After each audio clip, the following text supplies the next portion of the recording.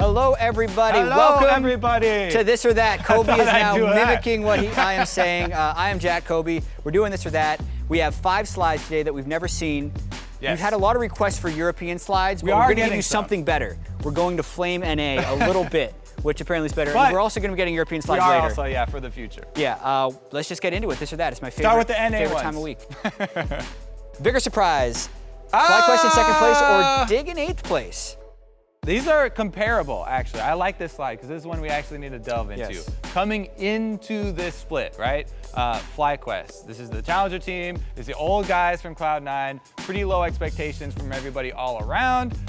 Oh, Jatt's already hinting at which one he wants to go with, but I don't know. I feel like it was a big surprise, but then once you see them play, everyone's just like, oh yes, now I remember why they're doing well. High has been playing with these guys for multiple years. All the other teams are coming in kind of new. I just look at the variance so it makes sense. between the preseason expectations. A lot of people were thinking relegation for these guys, and they're going to be bottom tier of the NALCS. And with Someday coming in, you have high expectations for Dignitas. Yeah, but I was measured with my expectations of Team Dignitas. I was like, most of them were on Apex. They weren't very good. You have to count that with usually Team Dignitas, they get relegated, right? Usually, once. You only can get relegated once normally until a team rebrands for a team in the LCS. I'm going to say these guys, though, because most people expect them to be 8th or 9th. Yeah. I expected Team Dignitas to be 5th or 6th, and they're 8th, so it's yeah, I am also going to go with FlyQuest, but I still think that that's a comparable. They're both close. big surprises. Yeah. Second slide from This or That. Lethality broken or balanced? Easy answer, instant answer. How is it balanced? Broken.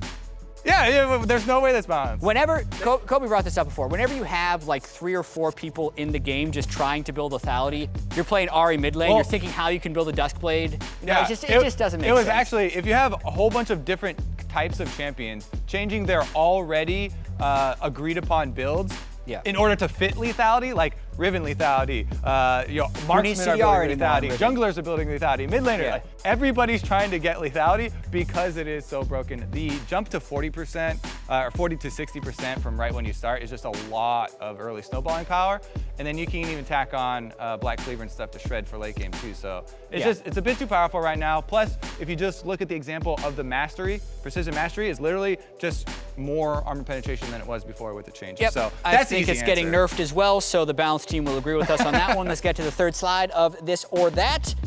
Better scrim partners for Echo Fox, Delta Fox, or all of the NALCS teams?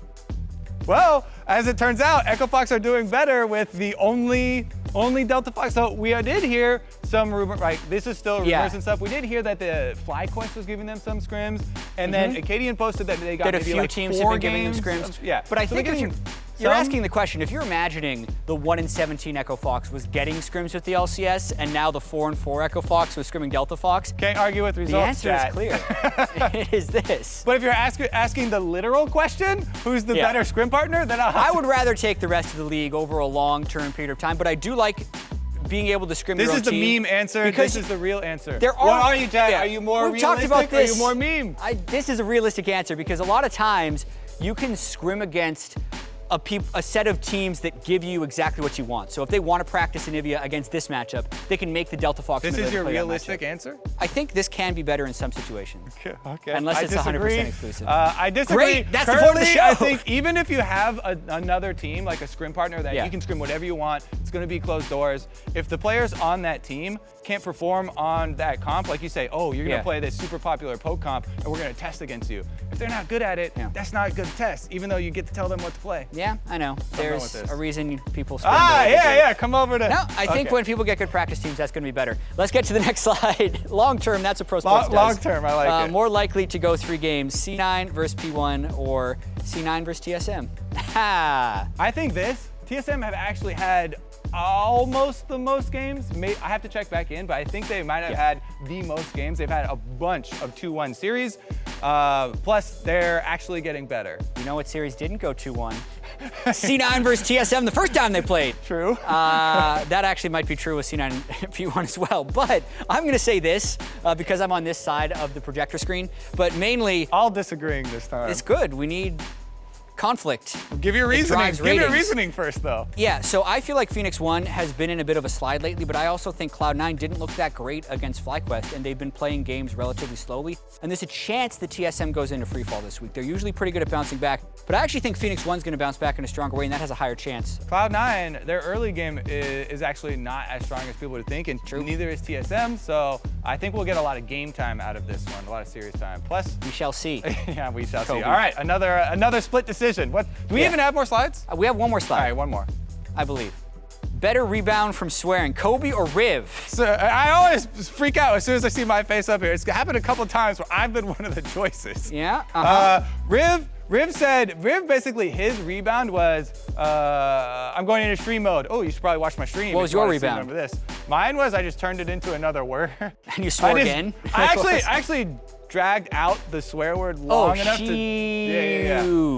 And I feel like it would be conceited to go with myself, so I'm gonna go with What Riv. about the numerous other times you've actually sworn? How did you recover from that? They didn't put me on here. That was like 3 years ago. It's happened to all of us, surprisingly. Swearing on stream and doing obscene gestures. When I did it, they just blanked out the screen. So I got that going for me. It was exactly. I'm gonna go with Riv on this one though. I can't control my words today. It was a gesture. However, if there was a third option and Deficio was up here, he would be the worst if we had to grade from, I think, Riv best, me middle, Deficio worst. All right. Because he just says it and then he doesn't care. That'll do it this week for This or That. We will have some European slides next week. Also tweet at Now you're promising? What if Jatt. we don't? Now next week you can flame Jatt. Then I lied to you, as is customary in This or That. Goodbye.